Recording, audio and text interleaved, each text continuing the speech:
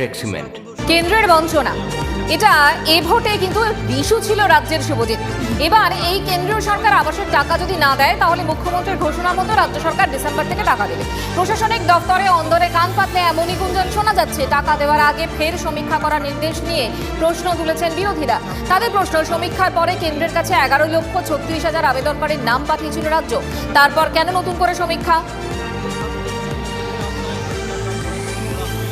November December 2022-এ পর্যবেক্ষণ করে 11,02,000 তুলেছিলাম। ধরুন এর ভেতরে হয়তো দেখলাম 5,000 বাড়ি করে ফেলেছেন, ঋণ নিয়ে করেছেন, যাই করে থাকুন, তারা এর প্রাপক হবে কিনা রাজ্য সরকার স্থির করবেন। বুঝতে পারলেন? সেই জন্য বলেছেন যে আবার নতুন করে আমরা খুব দ্রুততার সঙ্গে পর্যবেক্ষণ করে নেব। প্রায় 1 বছরের ওপর পেরিয়ে গিয়েছে, কিন্তু আবাসের টাকা দেয়নি কেন্দ্র সরকার। আর কেন্দ্র সরকার যদি আগামী ডিসেম্বরের মধ্যে সেই টাকা না দেয় তাহলে রাজ্য সরকারই 11,02,000 মানুষকে আবাসের বাড়ির টাকা দেবে। আর এই নিয়ে অলরেডি মুখ্যমন্ত্রী মমতা বন্দ্যোপাধ্যায় নির্দেশ দিয়েছেন।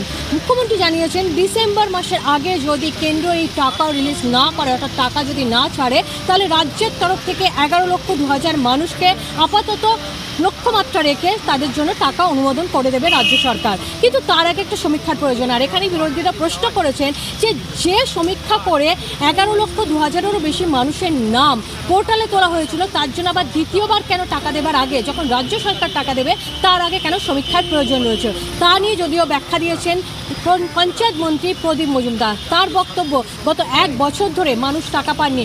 যারা টাকা পাননি তারা হয় কষ্ট করে নিজেরা হয়তো বাড়ি বানিয়ে নিয়েছেন বা অনেক উপভোক্তাই হয়তো মারা গিয়েছেন। ফলে সেরকম জায়গায় দাঁড়িয়ে আর একবার সমীক্ষা করা দরকার, যাতে কোনো ভুলভ্রান্তি না হয় এবং যাদের দরকার তারাই শুধুমাত্র এই টাকা যাতে পান এবং বাড়ি বানাতে পারেন সেই চেষ্টাই করছে রাজ্য সরকার।